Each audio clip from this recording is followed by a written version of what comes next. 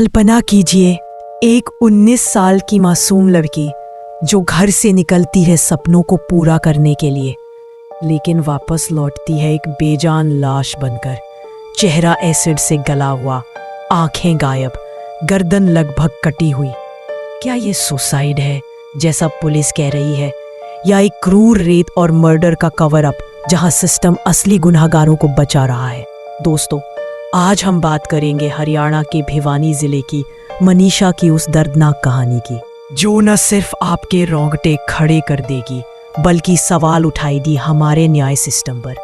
अगर आप भी महिलाओं की सुरक्षा और इंसाफ के लिए आवाज़ उठाते हैं तो ये वीडियो आखिर तक देखिए, क्योंकि ये सिर्फ एक केस नहीं, एक चेतावनी है। लाइक करिए, सब्सक्राइब कीजिए और शेयर कीजिए ज़्यादा से ज़्यादा, ताकि मनीषा को न्याय मिले। दोस्तों, मनीषा एक साधारण सी लड़की थी, शांत, शर्मीली और परिवार से बेहद जुड़ी हुई। उसकी दुनिया सिर्फ घर, परिवार और स्कूल तक सिमटी थी। वो भिवानी के धानी लक्ष्मण गांव में रहती थी और किड्स केयर बाल विद्यालय में टीचर थी।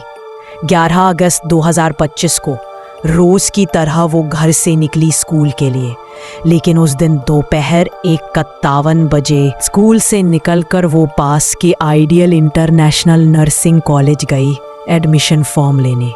उसने पापा को बता रखा था, वो सीसीटीवी फुटेज आखिरी सबूत है जहां मनीषा जिंदा नजर आ रही है। शाम ढलने तक जब वो घर नहीं लौटी तो दादाजी को चिंता हुई। उन्होंने बस ड्राइवर से पूछा, जिसने बताया कि शायद कॉलेज की वजह से देर हो गई। लेकिन शाम 4:30 तक भी कोई खबर नहीं।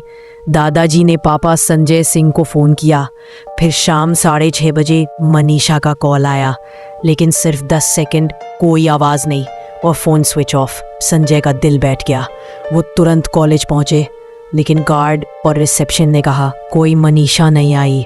और हैरानी की बात, रिसेप्शन पर तीनों शराब के नशे में थे। संजय ने पुलिस को 112 पर कॉल किया, लेकिन कॉलेज स्टाफ ने सीसीटीवी दिखाने से मना कर दिया।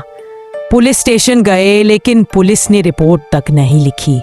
बोले भाग गई होगी किसी के साथ या पिकनिक पर होगी। कल्पना कीजिए एक पिता की बेबसी अपनी बेटी के लिए ऐसी बातें सुनकर। अगले दिन 12 अगस्त को फिर स्टेशन गए। शाम 5:30 बजे जाकर रिपोर्ट दर्ज हुई, लेकिन पुलिस में ना फुटेज निकलवाई, न फोन ट्रेस किया।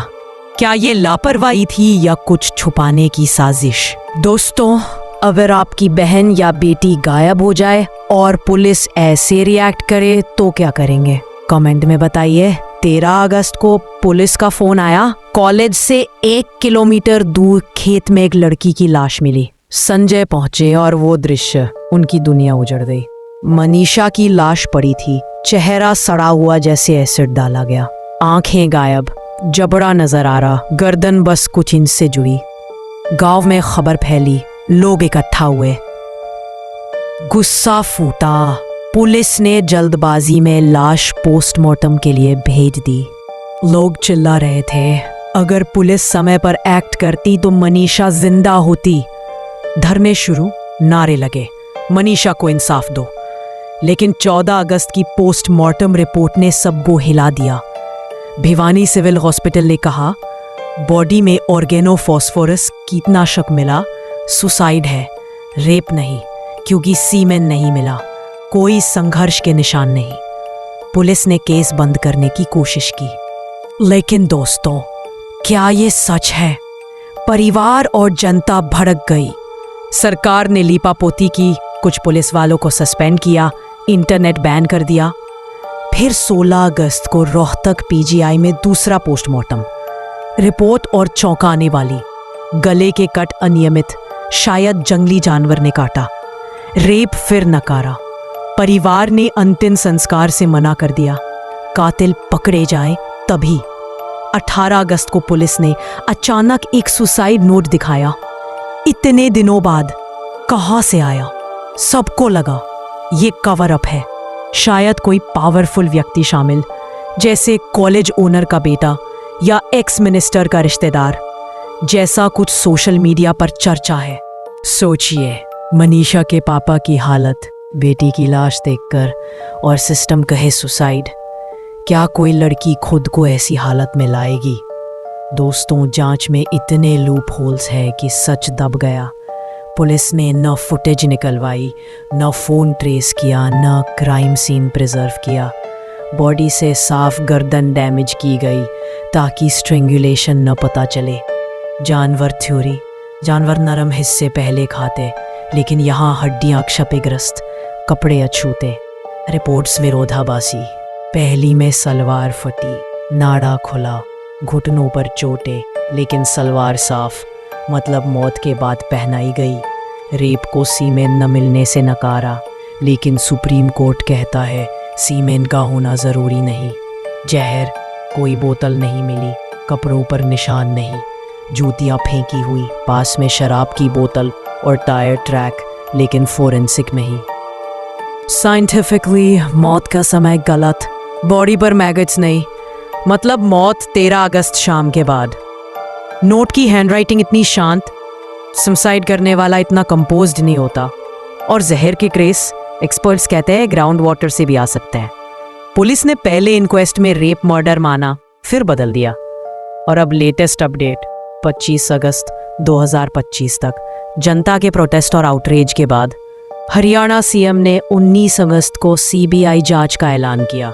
21 अगस्त को मनीषा का अंतिम संस्कार हुआ। भिवानी में इंटरनेट कर्फ्यू हटा। कैंडल विगिल्स हो रहे हैं। लॉरेंस गैंग ने पुलिस को धमकी दी है, लेकिन फ़ोन अब तक नहीं मिला। और संदेह है कि कोई पॉलिटिकल कनेक्शन है, जैसे एक्स एग्रीकल्चर मिनिस्टर का रिश्तेदार। सीबीआई क्या खोलेगी, या ये भी दब जाएगा? क्या लगता है आपको, सुसाइड या मर्डर? कमेंट में अपनी राय शेयर कीजिए दोस्तों। मनीषा का केस दिखाता है कि कैसे सिस्टम में लापरवाही और मैनिपुलेशन से इंसाफ दफन हो जाता है। ये हाई प्रोबेबिलिटी वाला रेप अटेम्प्ट और मर्डर का केस लगता है, लेकिन सीबीआई जांच से उम्मीद है। अगर ऐसी घटनाएं रोकनी है तो आवाज़ उठाइए। अगर वीडियो पसंद आया तो लाइक कीजिए, सब्सक्राइब कीजिए चैनल को, बेल आइकन प्रेस कीजिए नोटिफिकेशंस के लिए, शेयर कीजिए ज़्यादा से ज़्यादा ताकि #JusticeForManisha ट्रेंड करे। कमेंट में बताइए, क्या आप भी सीबीआई जांच पर भरोसा करते हैं? अगली वीडियो में अपडेट्स लाऊंगी। धन्यवाद। जय हिंद।